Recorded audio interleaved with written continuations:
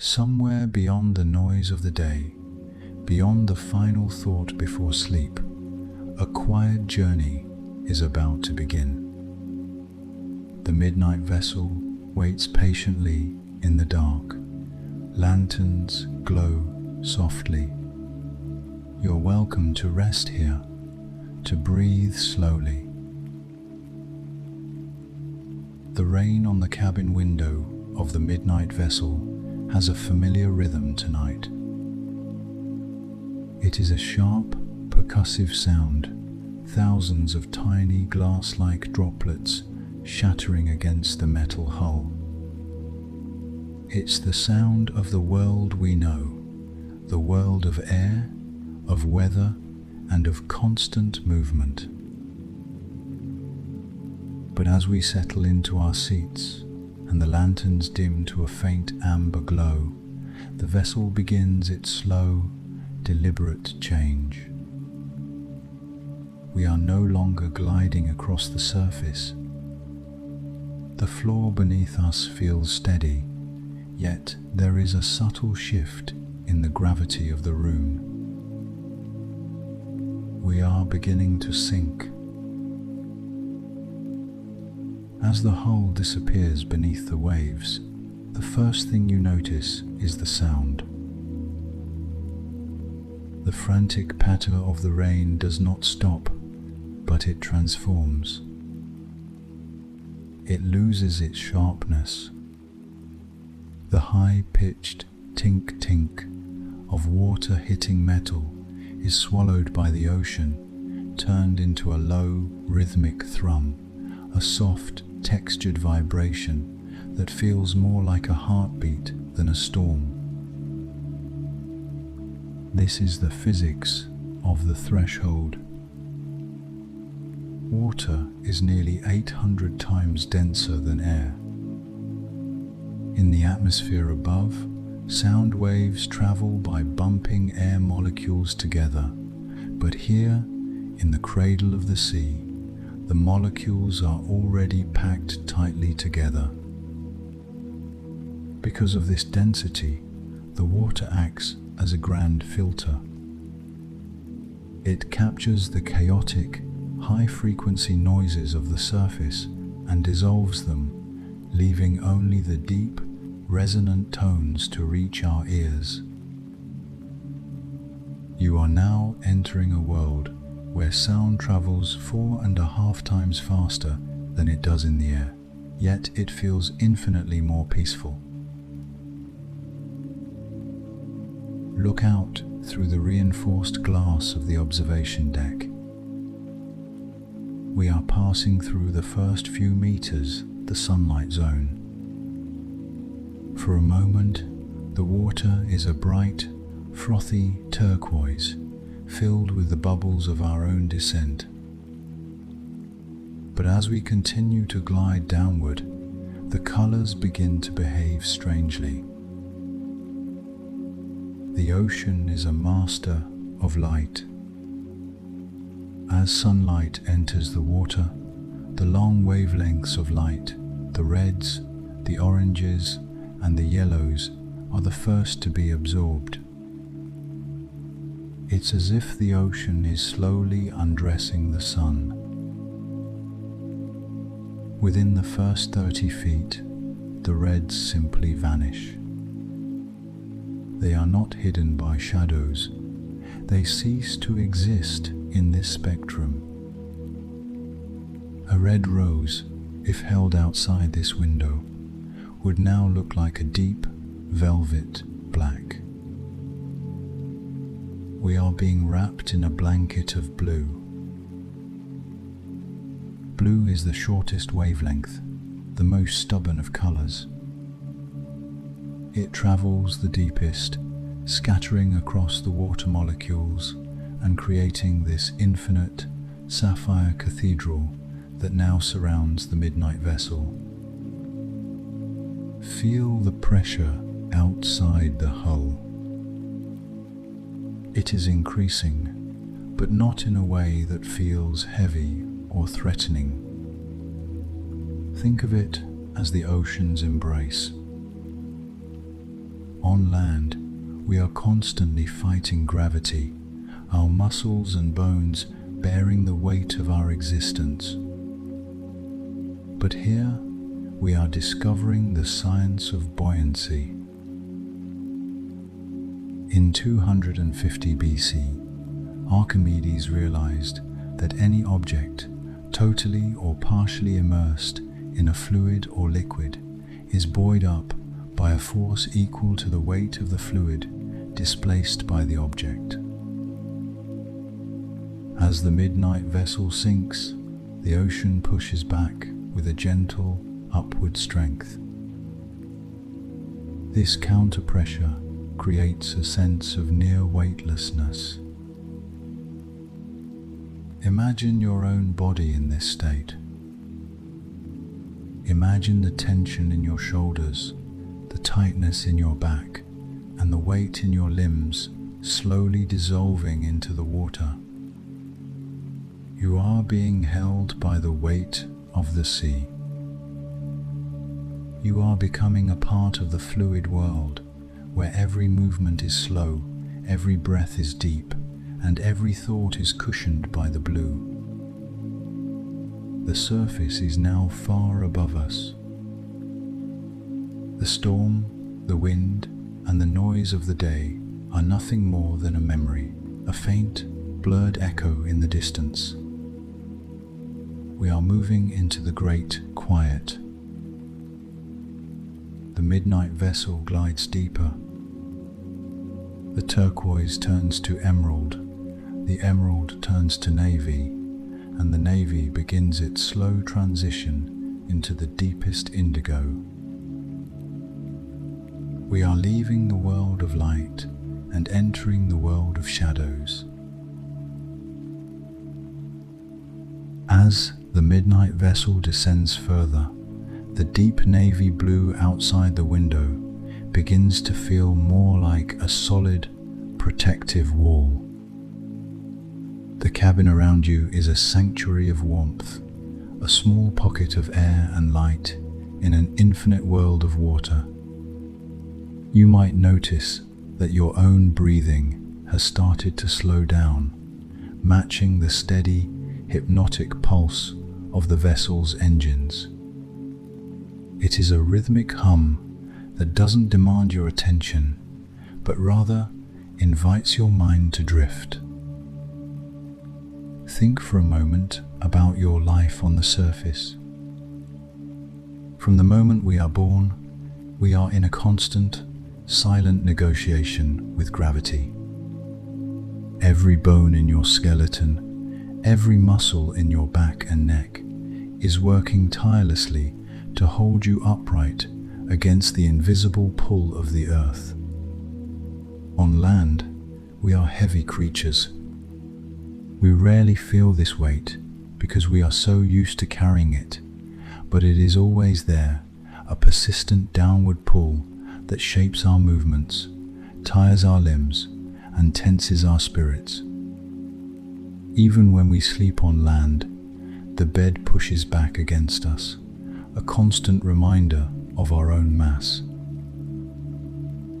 But here, hundreds of meters below the waves, the rules are different. Outside this hull, the ocean is performing a miracle of physics called neutral buoyancy. In the world of science, this is the perfect state of equilibrium. It happens when an object's density perfectly matches the density of the fluid surrounding it.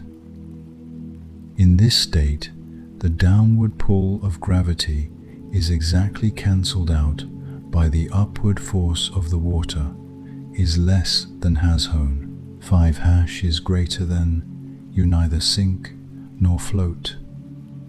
You simply exist. You become suspended in a timeless, three-dimensional void where up and down lose their physical meaning. Imagine for a second that the walls of this cabin were as soft as silk, or that they weren't there at all. Imagine letting yourself drift out into the cool indigo water, held safely by the immense weight of the sea. The ocean is not just water, it is a cradle that has held life for billions of years. It pushes against every square inch of your skin with a pressure that is perfectly even, perfectly balanced. It is the ultimate relief. It is as if the universe has finally decided to take the burden of your weight onto its own shoulders, leaving you with nothing to do but breathe. Scientific studies on sensory deprivation and flotation tanks show that when the body is freed from the burden of gravity, the brain begins to change its frequency. Without the constant stream of data from our muscles and the vestibular system in our inner ear telling us where we are in space, the nervous system finally falls silent.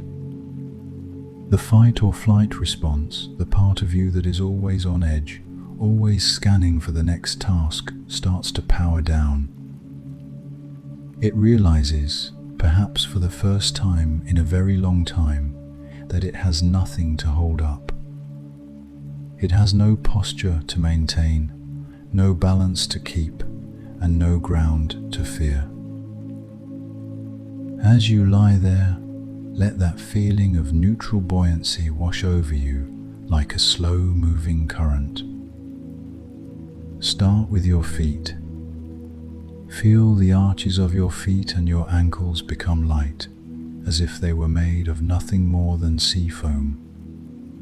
Let that lightness travel up through your calves and knees, melting away the tension of every step you took today, every mile you walked, and every minute you stood.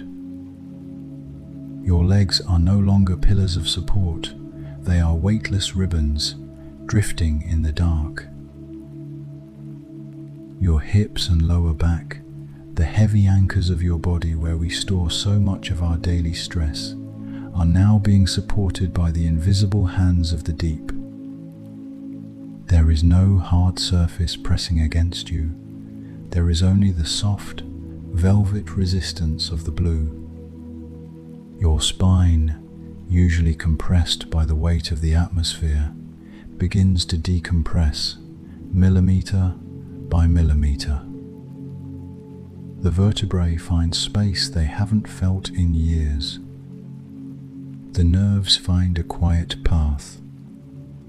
The muscles along your spine let go, like a coil of rope slowly unraveling at the bottom of the sea.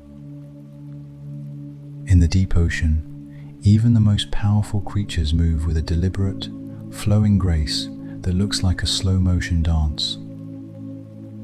Look through the glass at the way a jellyfish pulses through the dark. Each movement is a soft expansion and a gentle contraction. Or consider the manta ray, gliding with wings that seem to move more like silk than muscle.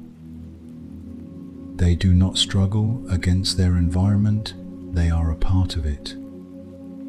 They have mastered the art of effortless existence because they have stopped fighting the water and started trusting it.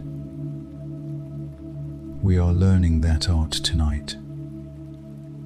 Within the safety of the midnight vessel, we are shedding the heavy armor of the surface world. The stress of time, the weight of responsibilities, the noise of expectations, they cannot follow us down here. They are too buoyant. They stay at the surface, tossed around by the wind and the rain, while we sink into the heavy, peaceful stillness. Down here, there is no to-do list. There is only the breath, the blue, and the vessel. The water outside is now a dark, bruised purple. We are entering the midnight zone, where the sun is nothing more than a faint myth told by those who stay on the surface. In this place, the only light comes from the bioluminescence of the soul, and the only weight you carry is the gentle, slow rhythm of your own heart beating in the silence. As the midnight vessel continues its steady descent, we leave the sunlight zone behind. The world above the world of sun, clouds, and vibrant colors is now just a fading memory, separated from us by hundreds of feet of heavy, salt-laden water. We are entering the mesopelagic zone, famously known as the twilight zone. It is a realm of eternal dusk, a place where the sun's reach is stretched to its absolute limit before it finally snaps into total darkness. Look through the reinforced glass of the observation deck. Notice how the water has changed. It is no longer that bright, energetic turquoise we saw near the surface. It has matured into a deep, somber indigo. This shift is not just a trick of the eye, it is a grand performance of physics, a process called selective absorption. To understand this place, we must understand the nature of light itself. Sunlight may look white to our eyes, but it is actually a crowded highway of different wavelengths, each carrying a different color and a different level of energy. As these photons hit the surface of the ocean, they begin a race they can never win. Water molecules are incredibly effective at stopping light, but they don't stop all colors at once. The reds are the first to fall. Red light has the longest wavelength and the lowest energy. By the time we reach 30 feet, the water had already absorbed most of the red photons, turning them into tiny amounts of heat. Then went the oranges, then the yellows, and then the greens. One by one, the ocean strips the sunlight of its warmth and its variety. Now, at this depth, only the blue and violet photons remain. These colors have the shortest wavelengths and the highest energy, allowing them to pierce through the water like tiny, stubborn needles. This is why the deep ocean is blue. It is the only color strong enough to survive the journey. Everything outside our windows is bathed in this monochromatic, ghostly hue, creating a world that feels both alien and deeply, profoundly calm.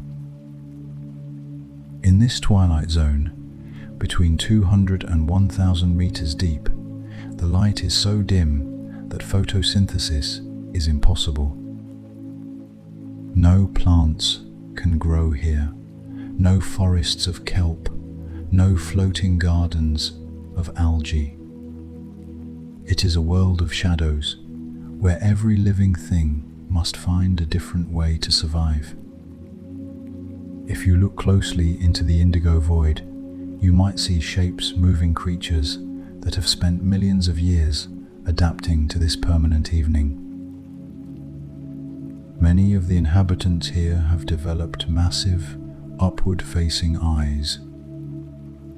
They are designed to catch the very last, struggling photons falling from the surface.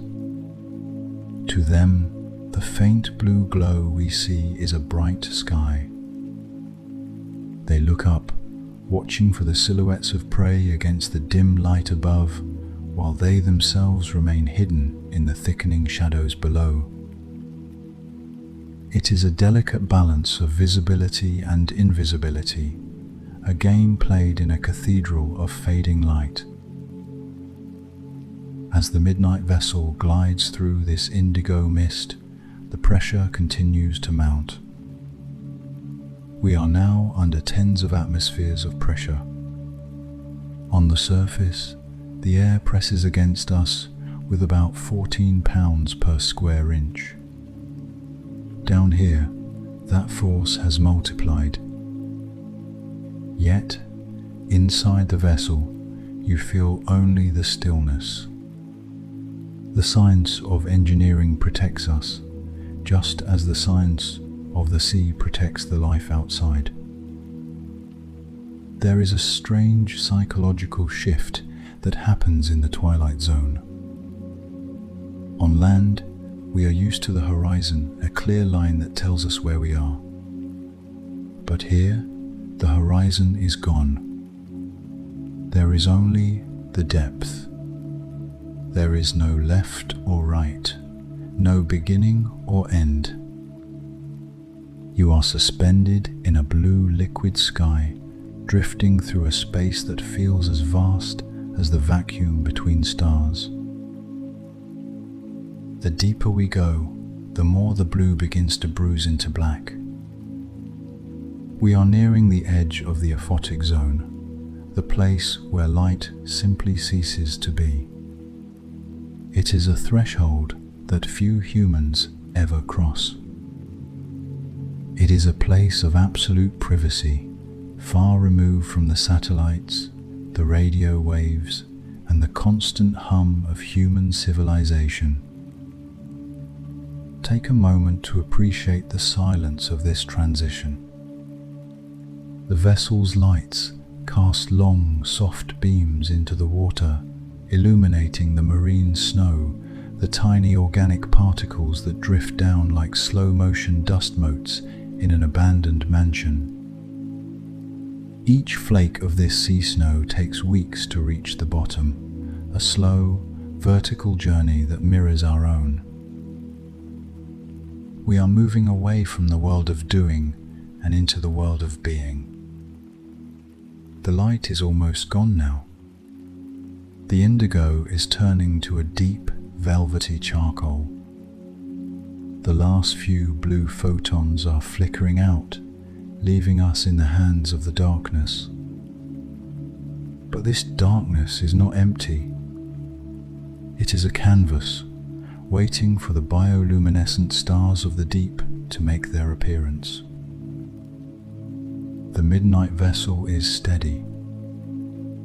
The air in the cabin is cool and clean. As the last ghost of the sun disappears above us, feel the final remnants of the day's urgency vanish as well. You are crossing the border. You are entering the midnight of the world. We have now crossed the final threshold. Above us, the sun is no longer a physical presence, but a distant, forgotten dream. Outside the windows of the midnight vessel, the indigo has surrendered to a total velvet black, the bathypelagic zone. In this place, where the temperature hovers just above freezing and the pressure is immense, you might expect to see nothing but a void. But as the vessel's external floodlights flicker on, casting a warm, golden glow into the abyss, a breathtaking sight reveals itself. It looks as though we have drifted into a silent, underwater blizzard. Countless white flakes, some as small as dust motes and others as large as feathers, are drifting slowly downward through the water. This is marine snow. It is one of the most important and beautiful processes on our planet, yet it happens in complete secrecy, far from the eyes of the world. It is a vertical river of life, a constant rain of organic memories falling from the surface to the seafloor. Scientifically, these flakes are the remnants of the world above. They are composed of dead plankton, tiny pieces of shells, plant material, and organic debris that once thrived in the sunlight. When life ends in the upper layers of the ocean, it doesn't simply vanish. It begins a long, slow journey into the deep. As these particles fall, they collide and stick together, held by a microscopic, glue-like substance produced by bacteria, forming the soft, white clusters we see now. Observe the movement of a single flake through the glass. There is no wind here to blow it off course, no turbulence to shatter its delicate structure. It moves with a terrifyingly beautiful slowness. On average, marine snow travels at a rate of about 20 to 60 meters per day. For a flake to reach the depths where we are now, it may have been falling for weeks or even months. Think of the patience of the ocean. While the world on the surface is defined by speed, deadlines, and rapid change, the deep ocean operates on a different clock. These flakes represent a time lapse of life. By the time they reach the abyss, the season at the surface may have already changed. The storm that sent these particles downward has long since passed, but its echo is still falling here in the quiet dark. This snow is the lifeline of the deep. Because no plants can grow in this darkness, almost every living creature down here depends on this falling manna for survival. From the smallest translucent shrimp to the ancient, slow-moving deep-sea fish, the inhabitants of the abyss wait patiently for these nutrient-rich flakes to drift into their reach. It is a profound cycle of giving. The death of the surface becomes the life of the deep, a silent pact made between the light and the dark. There is also a hidden global significance to this blizzard. This is a key part of the Earth's carbon pump. As these flakes sink, they carry carbon captured from the atmosphere by plankton down into the depths, where it can be stored for thousands of years. The silence of the falling snow is actually the planet's way of breathing, of balancing itself, of keeping the climate in check.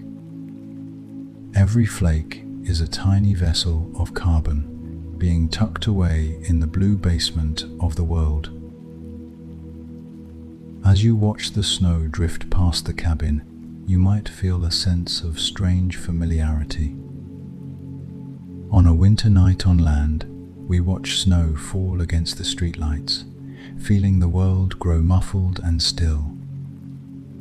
Here, the feeling is the same, but amplified by the weight of the water. The marine snow doesn't make a sound when it hits the vessel's hull. It doesn't pile up, it just flows, an endless, vertical migration that never stops. The midnight vessel glides through this blizzard like a ghost. The particles dance in our wake, spiraling gently before settling back into their slow, downward rhythm. It is hypnotic. It is the most patient movement in nature. It reminds us that even in the total absence of light, there is a steady, nourishing flow. Even in the deepest dark, something is always being provided. Take a moment to let your eyes follow the path of the snow. You don't need to understand where it comes from or where it is going. Just witness the fall. Notice how your own thoughts have begun to mirror this movement, drifting, softening, and slowly settling toward the bottom. There is no hurry. There is no destination that requires your effort. The deeper we go, the thicker the snow seems to become. We are moving through the history of the ocean, through the discarded layers of the world above. The air in the vessel remains still, the lanterns glow with a steady warmth, and outside, the eternal blizzard continues its silent work. The abyss is not a place of lack. It is a place of abundance, hidden under the cloak of night. And as we drift further into the snow, the weight of the sea feels less like pressure and more like a vast liquid peace. You are a passenger in the heart of the world's most silent storm. You are safe. You are drifting. You are becoming part of the stillness. The marine snow continues to fall, but as we drift deeper into the bathypelagic zone, something remarkable begins to happen. The total darkness outside the midnight vessel is no longer a solid wall. Small, erratic sparks of light begin to flicker in the distance. At first, they look like static on a screen or a distant city seen from a high altitude at night. But as we dim the interior lights of our cabin, the true scale of this underwater galaxy reveals itself. This is bioluminescence, the ability of living organisms to produce their own light. In the deep sea, where the sun's influence is zero, this is not a rare anomaly. It is the standard. In fact, scientists estimate that over 75% of the creatures living in these depths are capable of creating light. We have left a world of reflected sunlight and entered a world of self-generated brilliance.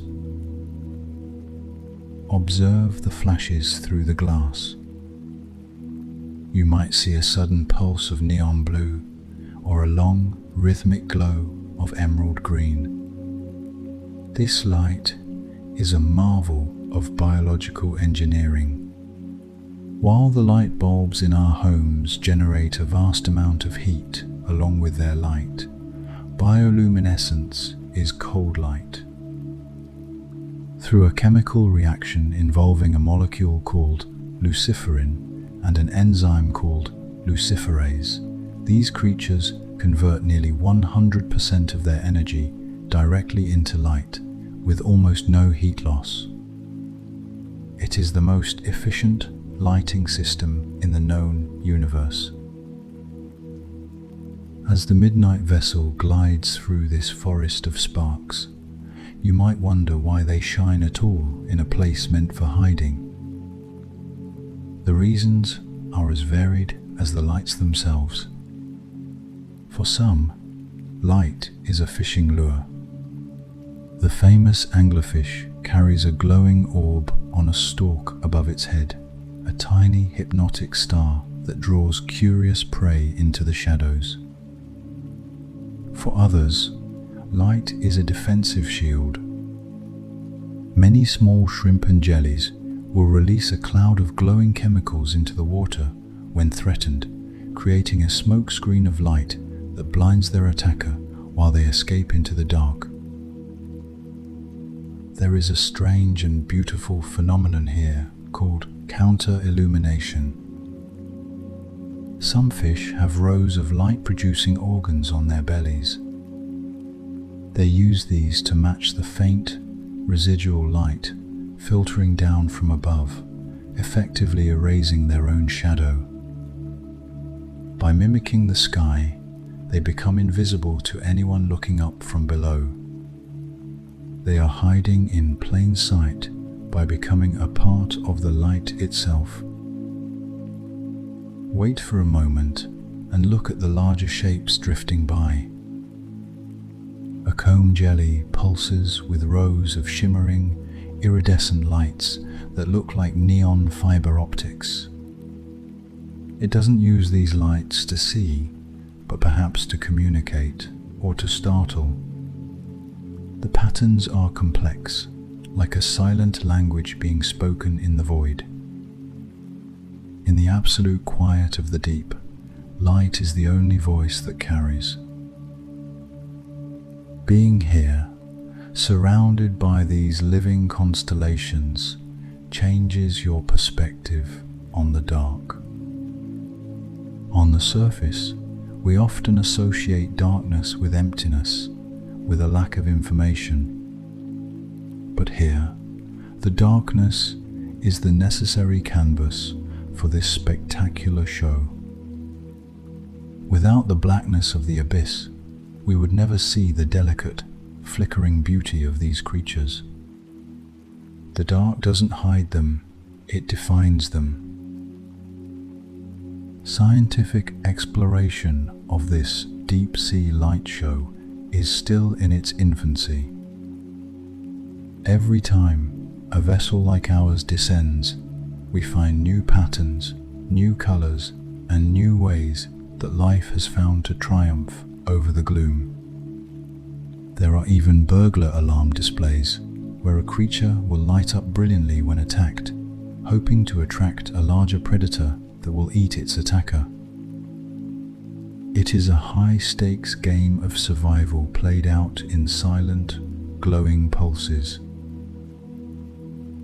As you watch these lights, notice the color palette of the abyss. Most of the bioluminescence we see is blue or green.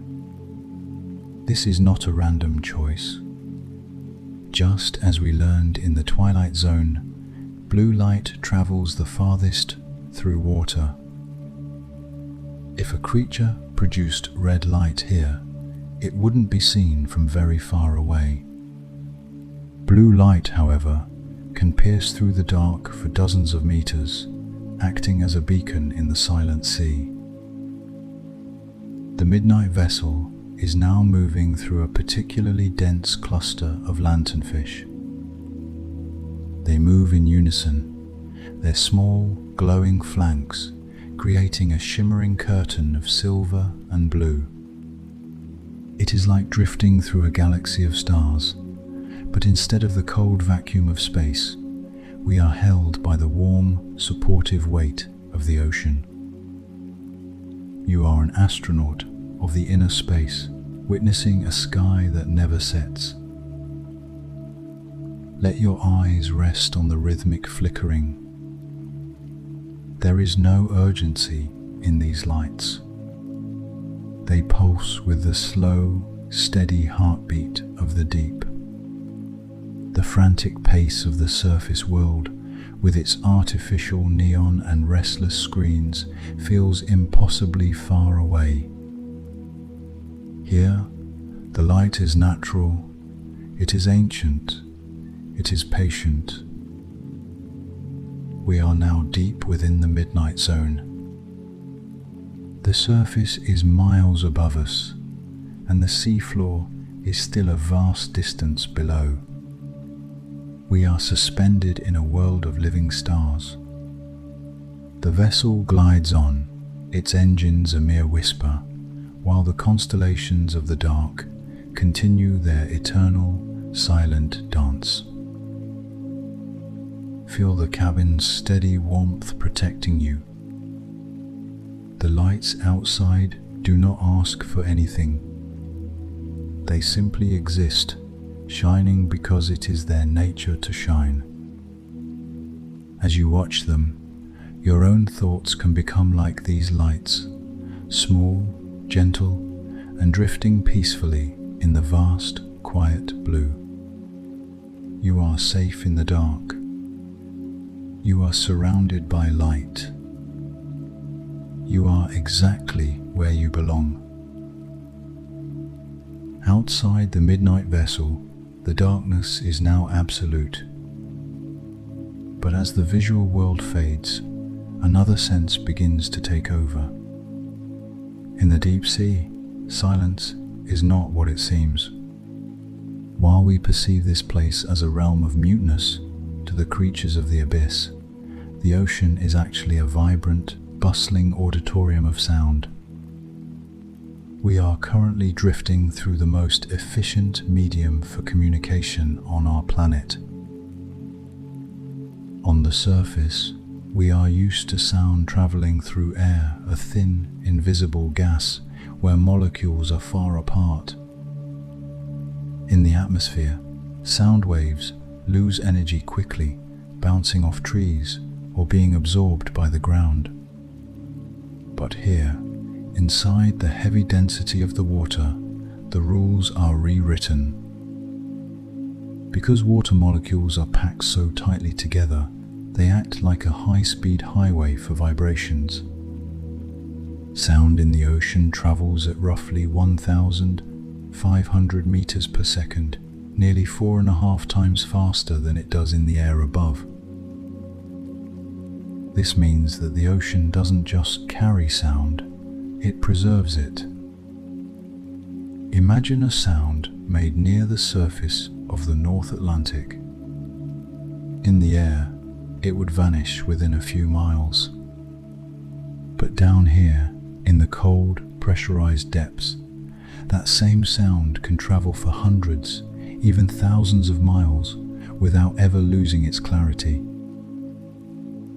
As the vessel glides deeper, we pass through a secret layer of the ocean known as the SOFAR channel, the sound fixing and ranging channel.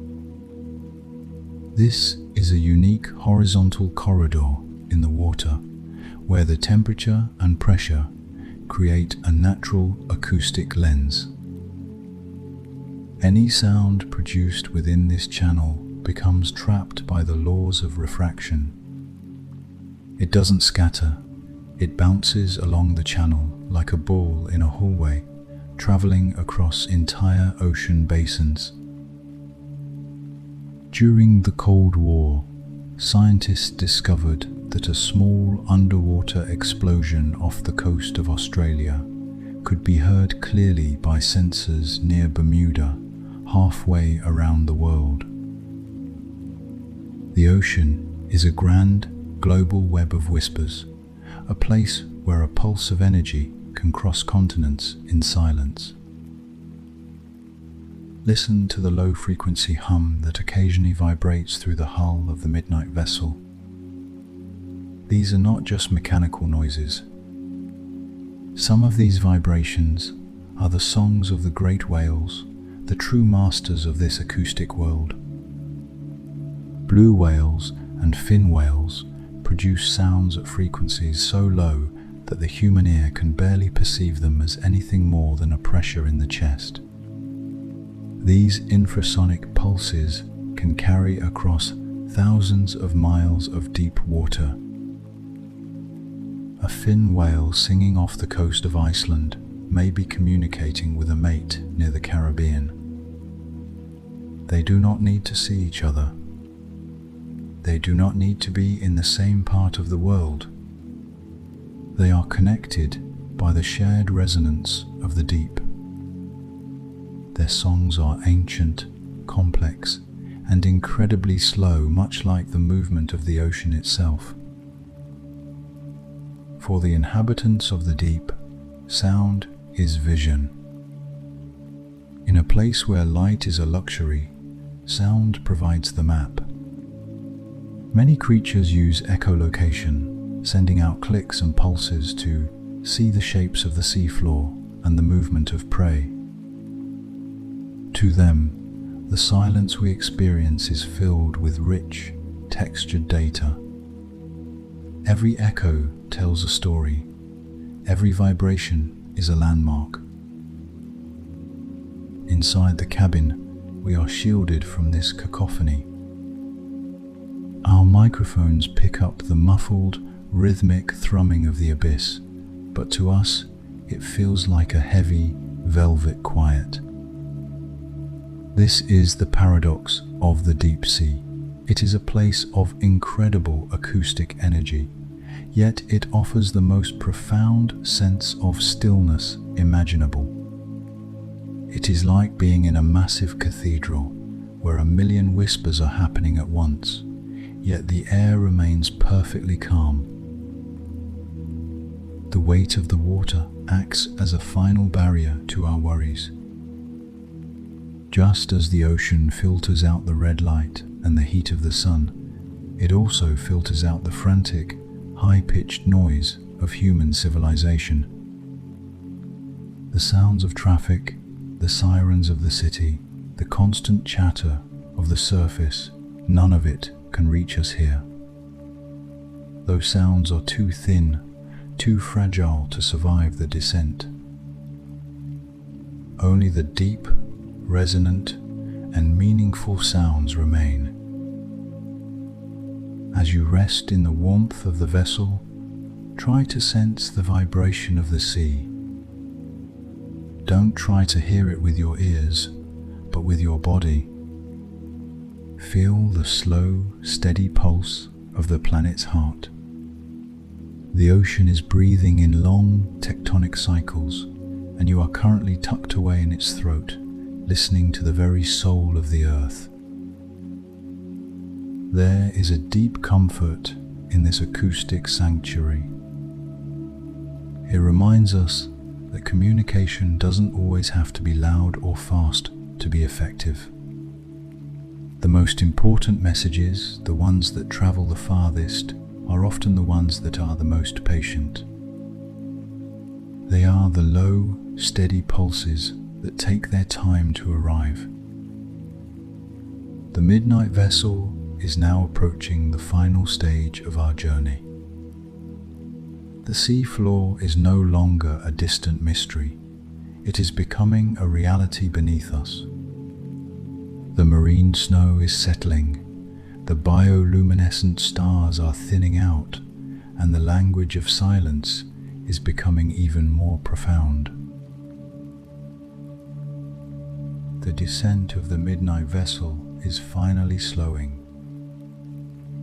For the last hour, we have traveled through miles of liquid night, and now the sonar begins to hum with a new, solid frequency. Below us, the seafloor is rising to meet us, not with jagged rocks or violent cliffs, but with the softest, most patient embrace on Earth. We are entering the abyssal plane, a place where the concept of time simply ceases to exist. As our external floodlights cast their final wide beams across the bottom, you see a world that has remained unchanged for millions of years.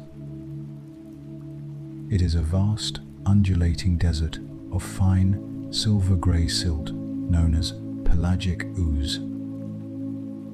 This is the ultimate archive of our planet.